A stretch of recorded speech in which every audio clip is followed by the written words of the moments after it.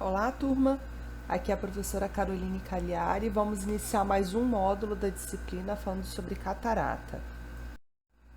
Eu gosto de pensar no cristalino como se ele fosse uma cebola, tá? Então, como uma cebola, ele tem uma casca, tá? Que é a cápsula do cristalino, tá? Na face anterior, ele tem essa camada de células epiteliais que são responsáveis por produzir durante toda a vida da pessoa todas as camadas, todas as fibras que vão formar o meu cristalino, tá? E essas camadas vão se depositando como se fossem lamelas, igual uma cebola mesmo. Essas camadas vão se depositando umas sobre as outras, sendo que a parte interna são as primeiras camadas a serem formadas na vida da pessoa, tá? Então, o núcleo é composto por essas fibras, por essas camadas que você produziu no início da vida. Então, são camadas, como elas sofrem mais pressão, o núcleo é mais rígido que o restante do cristalino. O córtex são as camadas que são formadas posteriormente, tá? Aqui está o epitélio, que é quem forma essas fibras. Por fora do epitélio está a cápsula, que reveste todo o meu cristalino, que está preso, ó, pelas fibras das ônulas, pelas ônulas de Zinn, ao meu corpo ciliar, que está aqui, ó. Fibras, que são as ônulas, e aqui está o corpo ciliar, beleza?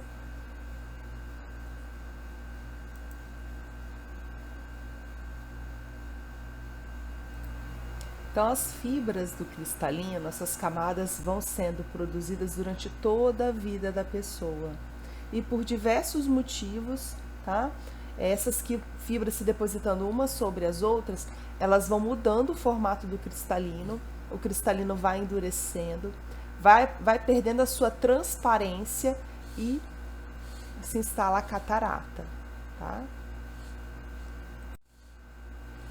Além da catarata, outras anomalias podem acometer o cristalino, tá? Daí que são anomalias congênitas. A gente tem a afasia, que é a ausência, né, não há formação do cristalino. Temos o coloboma, que é um defeito, só uma falha em uma parte do cristalino. O lenticone, que é uma anomalia no seu formato. E a ectopia, que é o deslocamento do cristalino. Aqui é um exemplo de ectopia lente superior. O cristalino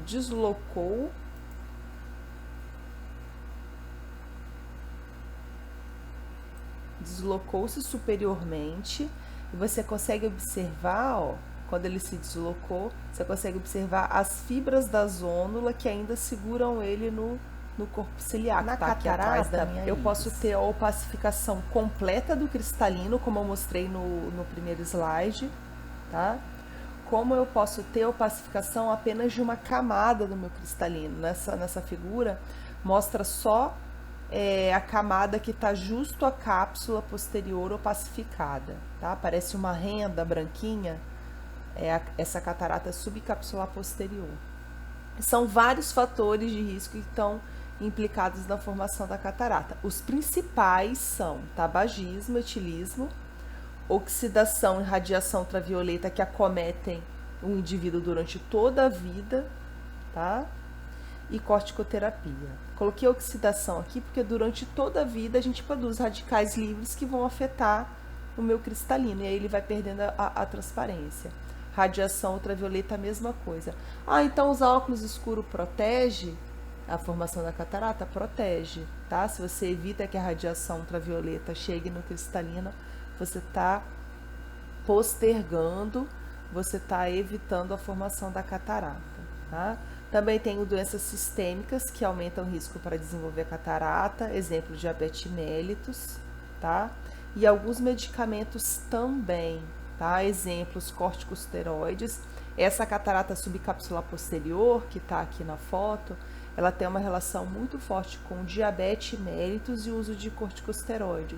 Às vezes um paciente muito jovem que nem deu tempo da oxidação, dos radicais livres afetarem o cristalino dele, não deu tempo ainda de acumular radiação ultravioleta no cristalino dele, mas é um paciente que, apesar de jovem, ele fez uso durante muito tempo de corticosteroide, ou um paciente diabético que já tem uma produção endógena maior de corticosteroides, esses pacientes podem desenvolver a catarata subcapsular posterior ainda numa idade não avançada, tá?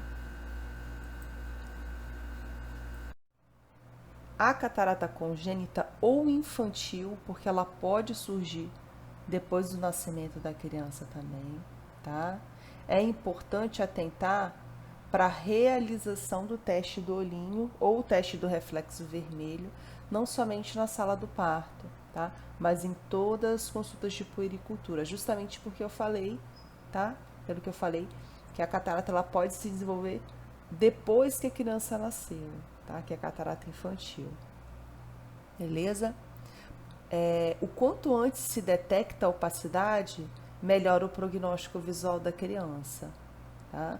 Porque se a opacidade for grande o suficiente para bloquear a passagem da luz, essa criança pode evoluir com ambliopia na vida adulta, tá? E daí não adianta você fazer a cirurgia de catarata já numa idade que já se instalou todo o processo de visão, tá? O quanto antes se identificar a catarata, a opacidade, você já deve programar o tratamento para evitar a ambliopia. São várias as causas que podem levar à formação da catarata numa criança. A maior parte são causas genéticas, mas também doenças infecciosas, metabólicas e distúrbios cromossômicos podem levar à formação de catarata. Atenção para a rubéola, tá? Que é a causa secundária mais comum de formação de indução de catarata congênita, é a rubéola, tá? Então, quando eu tenho uma criança que nasce com catarata, a gente sempre pesquisa se a mãe tem imunidade para rubéola, se ela foi infectada por rubéola durante a gestação, beleza? Como eu disse anteriormente, a chave para o tratamento é a precocidade, para se evitar a ambliopia, tá? Mas isso daqui não é uma receita de bolo, tá? São vários fatores que vão determinar qual o tratamento e a época do tratamento adequado para aquela criança, tá?